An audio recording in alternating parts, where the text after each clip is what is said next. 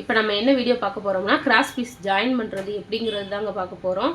பார்த்துக்கோங்க. இப்போ நான் 4 பீஸ் வெட்டி வச்சுருக்கிறேன். இப்போ இந்த பீஸ் நேராக போட்டிருக்கேன்னா இதுக்கு மேலே பாருங்கள், இந்த பீஸை எடுத்து இந்த மாதிரி கிராஸாக போட்டிருக்கேங்க.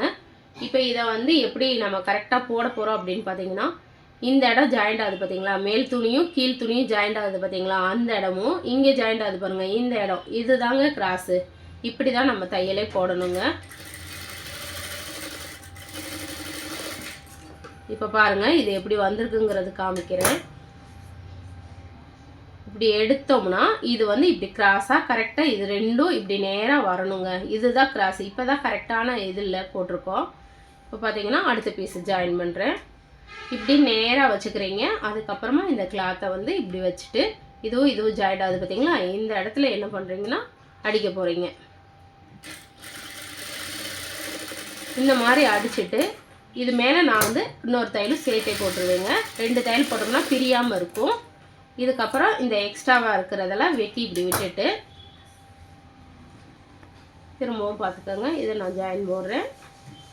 இல்லை அப்படின்னா இன்னொரு மெத்தடும் சேர்த்தே சொல்லித்தரேங்க.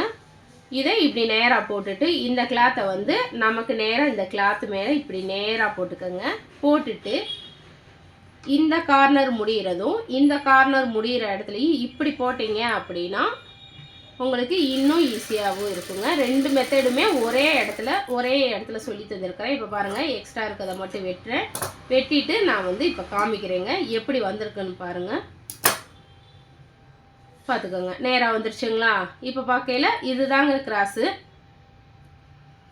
இது நான் 2 மெத்தடு இதுலேயே சொல்லி தந்திருக்கேங்க. இந்த மாதிரி நம்ம தைச்சிக்கலாங்க. இதுதாங்க கிராஸ் பீஸ் ஜாயின் பண்ணுறது. இதுவே ப்ளவுஸுக்கு நம்ம தைக்கிறதுக்கு அப்படின்னா கழுத்து பீஸுக்கு சேர்த்தே நான் ஒன்று சொல்லிடுறேன். இப்படி மடக்கி வச்சு ஒரே இதை அடிச்சுட்டு இதை கழுத்தில் வச்சு அடிச்சிட்டிங்க அப்படின்னா உங்களுக்கு தைக்கிறதுக்கு இன்னுமே ஈஸியாக இருக்கும்.